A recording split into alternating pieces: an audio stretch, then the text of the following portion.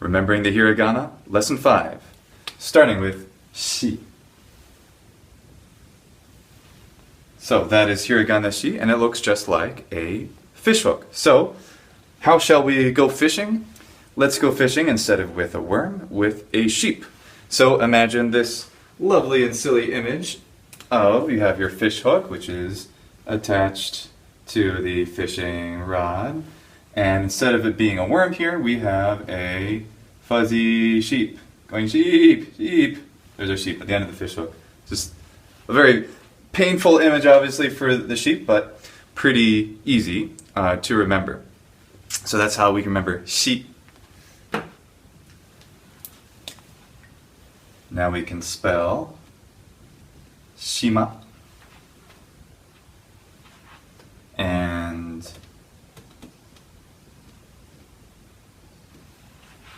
anshin.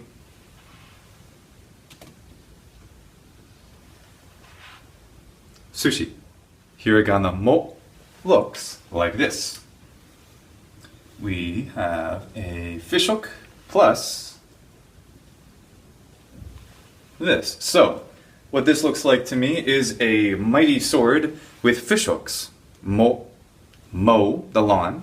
So in order to mow our undersea lawn, maybe something from The Little Mermaid, imagine something like that, we need our sword with lots and lots of fishhooks on it to mow the seaweed that's on the bottom of the lake that we are inhabiting, or ocean.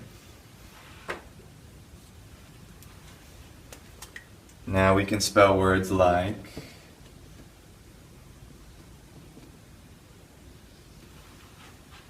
kimono,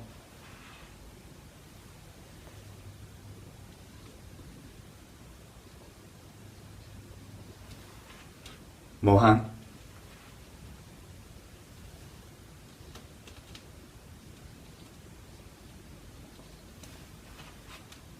mochiru. For hiragana te, what we're going to do is appeal to the image of the letter T. Here's a letter T. If we wanted to write the letter T, capital letter T, with just one stroke, without lifting our pen, how could we do that? Well, there you go, just like that. Te. And that's how we learn te. So, let's spell some words now.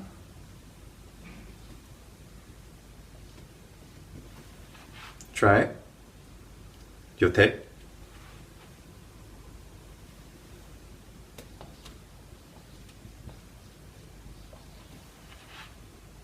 Tenkin.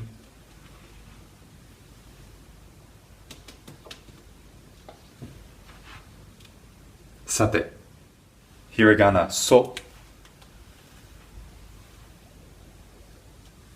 Looks like that. So what are the pieces we have here to work with? We have our puppy dog's tail, we have the walking cane here, and then we have the te that we just learned from before, which we associate with a t-shirt, for example, or just the letter T in general. So te, right there. So now, how do we remember this? Well, so I think of sewing. So if we want to think of sewing, let's take, we have here a walking cane, right? So for a needle, we will use a walking cane for a needle, and we will, here's a little eyelet for it, and we will tie to it a very long tail, so we'll make it kind of a bushy tail, and we'll tie it somehow, and we will sew te, the letter T, onto a t-shirt, like a monogram. So that's how we can remember so, as you're sewing with a long tail attached to a cane to do that. Also, as far as writing goes, sometimes the very first stroke is separated, so it looks more like that. We haven't gone over too many of the variants of how these hiragana look with different fonts and different writing styles, but this one's common enough that I like to mention it now. So you'll see this, and this is so in a lot of printed writing. And sometimes people write it that way. And why? You see that the kanji that it comes from, there's a separation of strokes here, so that's where that comes from.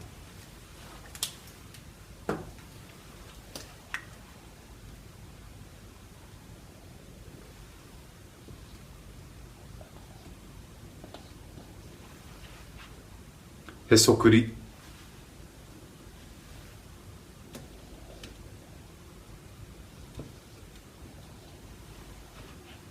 染める、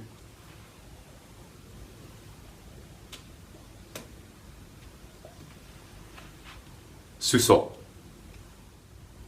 For hiragana you, we are going to think of Uncle Sam wants you. You. So keep that image in mind while we do this. So, this is what it looks like all together. Now here's what I want you to imagine. When we think of Uncle Sam wants you, right, we have the index finger here, and actually I'll use the left hand. I think it'll work a little bit better. So, kind of lining it up right beneath here. Here's my hand. We have an index finger, which is the round part on the right side, and then the thumb is the first vertical part, the initial vertical part. Okay, so if you have that image in mind, I'll draw it out. This first stroke would be the thumb, and then here is the index finger, and here's the nail on top of the index finger, which I'm just putting in there. So imagine that. Let that image settle. And then, Uncle Sam, he needs to remember that he wants you. So, this is a little string that's been wrapped around his finger to help remind him. So that's you. Here's what it looks like again. Like that. You. Let us spell a couple of words.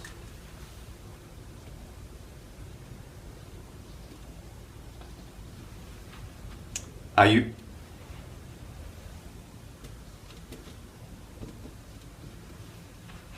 Yudai.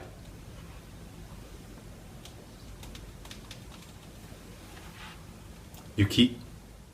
For hiragana to, let us think of our big toe, into which we've jammed a walking stick. So on the right, the second stroke here, we have the big toe, and here's the nail of it, again, kind of magnified. Here's the walking stick, jamming into it, oh no, it's terrible. Painful image, obviously. So, to, walking stick, jamming into the obvious image of the toe. Let us write a few words. Tokoton.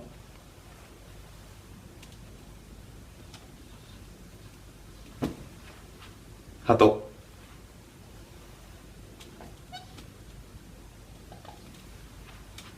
Toro. Hiragana e looks like this. So here's what I'd like you to imagine. The first thing that comes to my mind is it's common in many English dialects, especially Canadian, to say a at the end of a sentence or a phrase. So this a we can think of like this. So we're in Canada with Canadians, and some Canadian, he's just having a relaxing time out in the countryside, and then he sees in the barn that there are 7 dwarves that are trying to grab this puppy dog's tail, which is the key to getting into the mountain, the lonely mountain, like in The Hobbit. And they're climbing a haystack to do it. So we have the haystack, the 7 dwarves, and the puppy dog tail. It's on the top. Maybe it's suspended from the roof of the barn or something. And there's the 7 dwarves trying to do that. And then the Canadian, he says, "Oh, that's pretty weird, eh?" So hopefully that'll be a good image to help you remember A. Let's spell a few words.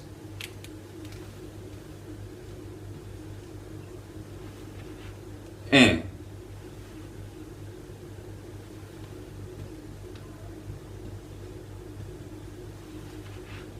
Koeru.